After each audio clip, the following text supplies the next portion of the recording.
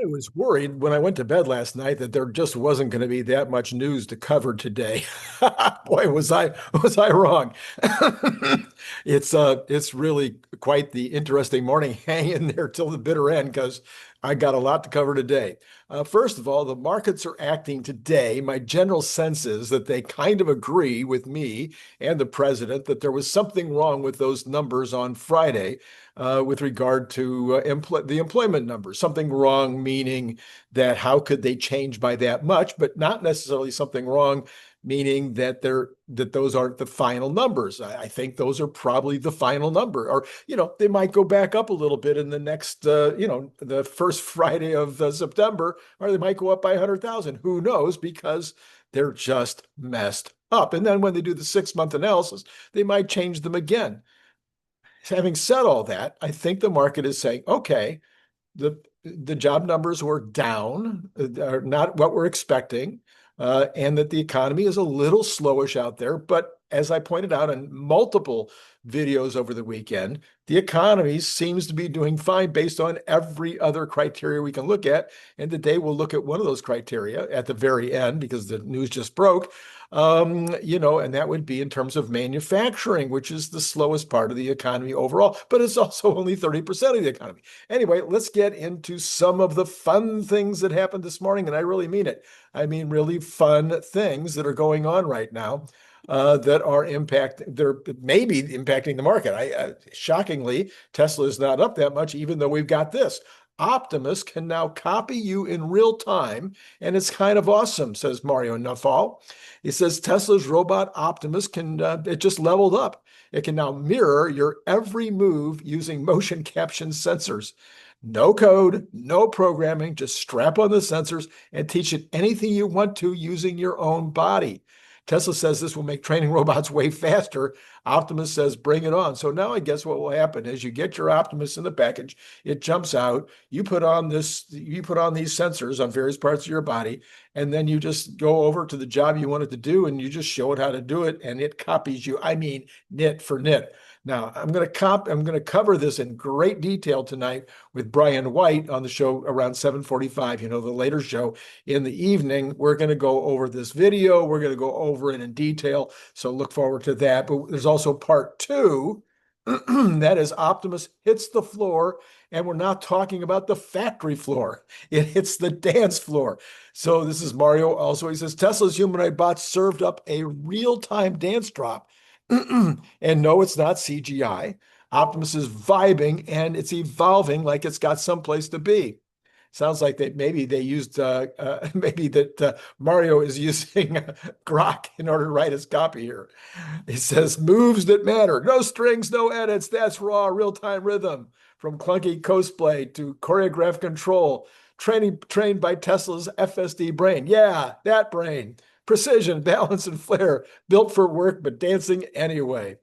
Forget sci-fi. Optimus is already dancing on your expectations. Oh my goodness. Anyway, we'll take a look at that video also tonight with Brian White. I'm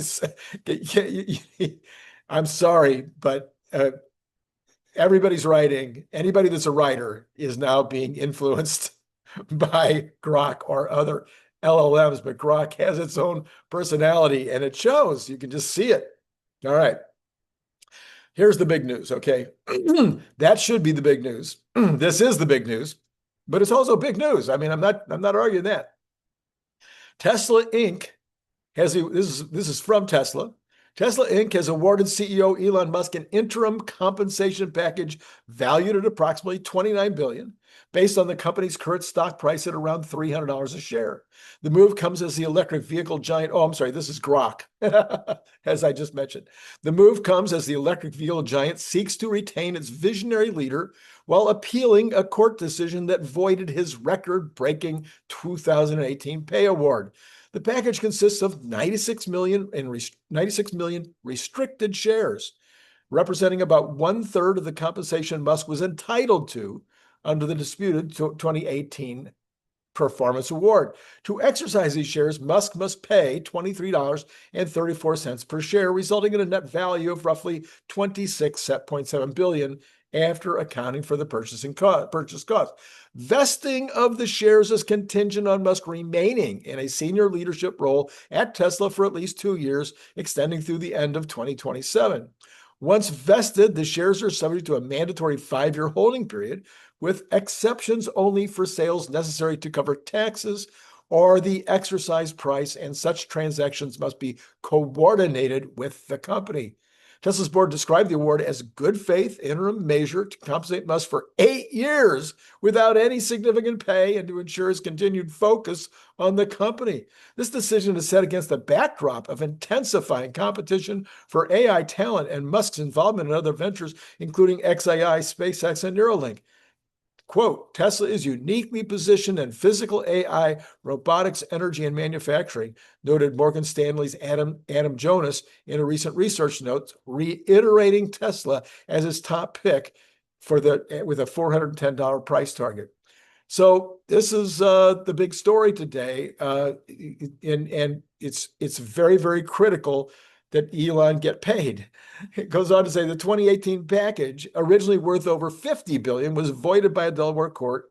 Tesla's appealing the ruling. The board moved forward to honor what it views as a commitment to Musk. Importantly, if the courts reinstate the original award, this interim package will be forfeited or offset to avoid any duplication of compensation. I was glad to see that paragraph. The board's unanimous approval came after a recommendation from a special committee, with Musk and his brother Kimball Musk recusing themselves from the vote. The award is issued under existing company plans and does not require immediate shareholder approval. However, a broader long-term compensation strategy will be put to a shareholder vote at the annual meeting on November 6, 2025. The package could increase Musk's current 13% ownership stake in Tesla, potentially enhancing his voting power and his influence over the company's direction. Following the announcements, Tesla shares rose 2 to 3% in the pre-market trading, providing a modest lift amid a year-to-date decline of 20 to 25%. Critics have raised questions about the concentration of power and the scale of the award, but supporters argue it aligns Musk's incentives with Tesla's ambitious goals in autonomous driving, robotics, and sustainable energy. Tesla did not immediately respond to requests for additional comment. No kidding. This development underscores the high-stakes interplay between corporate governance, executive retention, and innovation in the tech sector as Tesla navigates legal uncertainties and market pressures. Tesla put out a very long statement, which you can read on X, but I found this following paragraph to be the most interesting. We would like to stress that prior to recommending this award, we, the committee, reviewed your letters, read your X posts, and considered the direct feedback we have received from many of you in order to align our recommendations with your expressed views. From these communications, we know that each one of your top concerns is keeping Elon's energies focused on Tesla. This award is a critical first step toward achieving that goal, although it is limited to the capacity of our current equity incentive plan. As such, we are also working on the next steps to address the issue. Still, while our work remains ongoing, we feel it is important to communicate directly and transparently with you all, our shareholders and Tesla owners. How you like that? How you like those apples? Okay, after those two lead stories, this next one would have been the lead story if it wasn't for those two lead stories. According to Jeebs, Jeebs,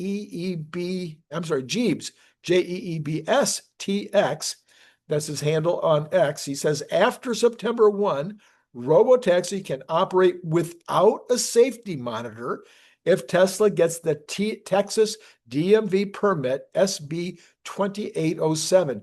To get a permit, operators must submit an application for that TXDMV permit, demonstrating that the vehicle meets federal safety standards, provide proof of financial responsibility, insurance or bonding, likely at least $5 million for commercial AVs, include a safety plan, including how the vehicle handles emergencies, cybersecurity risks, and data reporting for any incidents, and then acknowledge that each vehicle meets operational requirements such as an ADS certification and recording devices, and then report crashes or disengagements to the Texas DMV and possibly to NHTSA, NISTA. You pronounce it your way, I'll pronounce it mine. Nishta. Nista. Okay. Anyway, so there you go. That's what Tesla has to do to satisfy Texas before they can take the safety rider out of the seat. I think that's interesting. That's the first time I've heard of any of that. How about you? I mean, how come we haven't known this previously? Sawyer Merritt has this. Morgan Stanley's Adam Jonas. Oh, I already talked about the new note from Adam Jonas as part of that other article, so never mind. Okay. So apparently Grok had picked up that same note. This is Randy Kirk, by the way. Please hit the like button. I mean, you can't not like that, right? So stop, slow down, take a second, hit the like button. I know you're out walking or you're at the gym, you're driving around, you can't hit the like button. But if you can hit the like button, hit it. And then hit subscribe and notify and all that stuff and join Patreon. Thank you very much for the one person in the last 30 days who has joined Patreon. This is the markets this morning have shaken off the jobs number from Friday, or they realized that the number that mattered was that there's 4.2% unemployment, and that all of the other jobs information that we're getting right now would suggest that while things are a bit slow in the employment sector, it's not the end of the world. As different reporters have dug into the story, they found according to Reuters, the revisions in Friday's report were large by historic standards. The downward revision of 125,000 jobs for May was the largest between a second estimate and a third estimate since a $492,000 reduction when? Oh, for March 2020, that was reported in June of 2020. Oh, June of 2020. What would have been going on in June of 2020? Oh, you mean that would have been leading right up to the election in November of 2020, the largest ever reduction in the jobs numbers. I don't know. Market Watch says this. While mindful that the market is at or near all-time highs, Citibank has done an analysis and they come to the conclusion, they insist that the AI build-out, that the AI build-out will remain a key market driver over the next year or two. No kidding. Therefore, the transition will be toward, this is really poorly written. The rewards will come, those stocks that can actually adopt, implement, and benefit. So this is the next phase, okay? Right now, you're seeing the phase where all of this infrastructure is being built out. Just been writing about that for the last few days in preparation for the book. So you've got all the things that are happening with Grok building Colossus and all these different chips and all the different ways that it's improving and improving. AI is getting better and better towards AGI or ASI. We're getting there, okay? But what's really got to happen to make this thing really important? There's got to be applications, and the applications have to be used by enterprise, by government, and by you and me as consumers. We need to be able to use it. And they're saying that the large caps are the ones that may benefit the most. Now, would you like another reason or two to come to the conclusion that maybe the 420 PhDs at the Fed need to be maybe just replaced, all of them, all the governors, all the presidents, all the chairmans, everybody else, just send them to the curb. Let's start over. Let's hire some business people to come in there and start doing this. Now you got to listen to this. This is amazing. Okay. This is from Fortune magazine. A new Federal Reserve Board staff paper concludes that generative artificial intelligence, Gen AI, holds significant promise for boosting U.S. productivity, but they caution that its widespread economic impact will depend on how quickly and thoroughly firms integrate the technology. Okay, this will be obvious on its face, and yet, because of course it depends on whether it's integrated, whether the applications are used. But come on, it goes on.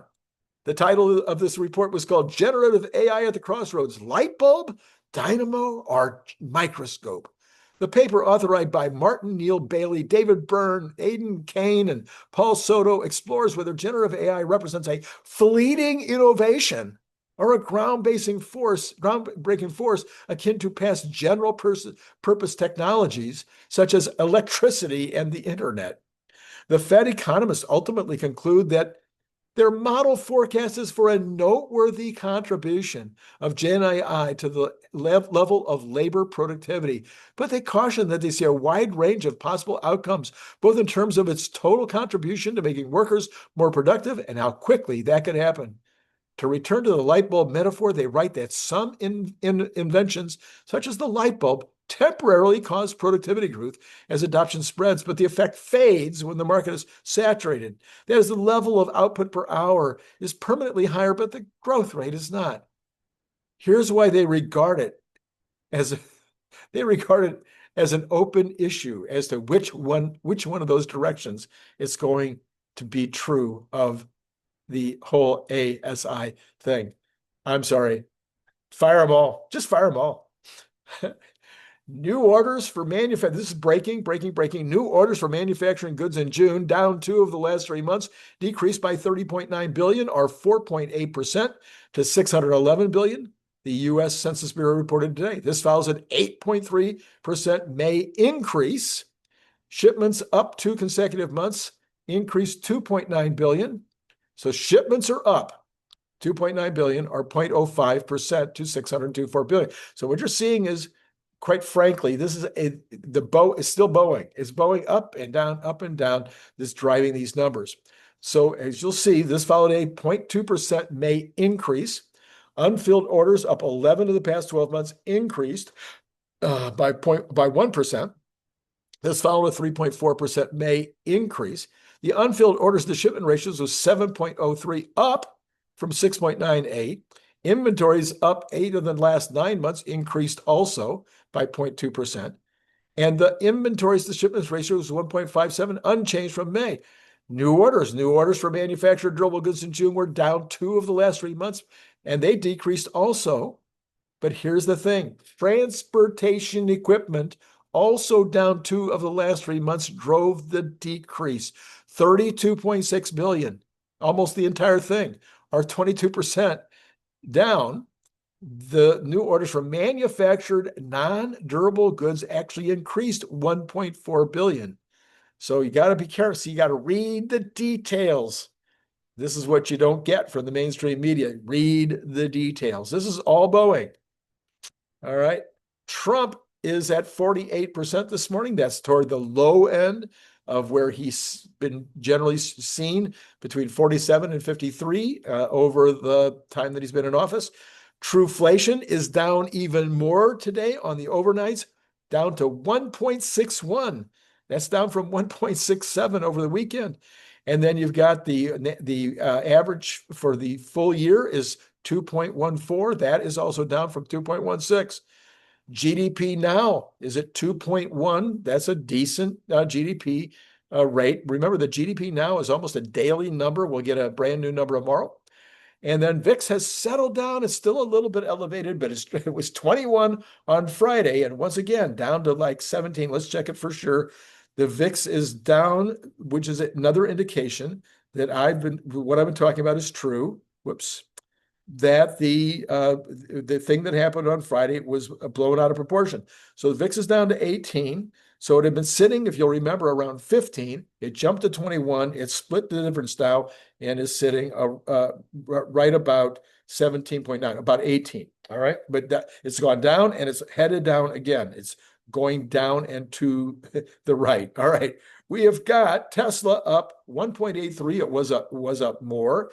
And that 1.8, not just changed, 1.92. It's at $308 a share. It was around 310. And I think that's kind of not very much given all of the positive news this morning about Tesla. And as far as I know, no negative news. So it's having a hard time getting folks to get excited if you got all that happening and you're only up 1.85. The Dow up 0.96, NASDAQ up 1.61, and the S&P up 1.16. Recovering about a third of what happened last week. from its all-time high, of course. Apple is up a lot, 2.2. Google up 2.68. I mean, it seems like they're getting really good news. The rest of the Magnificent Seven, except for Amazon, are up. NVIDIA's up 2.35. Yeah, so all up. You've got Cathie Wood's all up, except for 𝐼𝐸, which is down only a teeny tiny bit, but some of them are up a lot, like like RK is up 1.88. So anyway, generally speaking, this morning, a lot of risk on activity taking place. Let's go to the bonds, which are disappointing me. The European Union will delay planned U.S. tariffs for 6 months to allow for more trade talks. Interesting. Okay, let's go to bonds unchanged this morning at 4.22. Why am I disappointed? Because earlier they were down. They were down to 4.1 in the overnights, and so now they're back to 4.22. I want them to go down, down, down, down. We've got oil down $1.21. That's good at $66.12, as OPEC has done what they said they were going to do and increase their output. You got natural gas down 4.48, well under $3 at $2.94. I need to look into that a bit. Gold up $31 back to 3,431. Holy mackerel. Gold has been just whipshawed over the last few days. It was at 350 something. It went back to 330, now back to 340, 3,431. Holy mackerel. Okay, silver up also 1.28, back to 37.40, and copper is doing what I said it's going to do, slowly back up. I don't think it'll get back to $5, but I think it'll get close to $5. Maybe it'll go over $5 again. It wouldn't shock me. We've got the dollar up this morning a little bit. You got Bitcoin up 866, but still way down from its all-time high, 115,315 right now. And those are the numbers. What is going to happen later today? You have the regular story, I believe. Larry Goldberg says he'll be on with me this afternoon. Brian White, 100% will be there. We'll be talking about Optimus, and that will be a lot of fun. We'll show you the videos. We'll do the whole story in detail, explain what it means. Yesterday, was there anything worthwhile to go back and take a look at? Did I do anything good yesterday?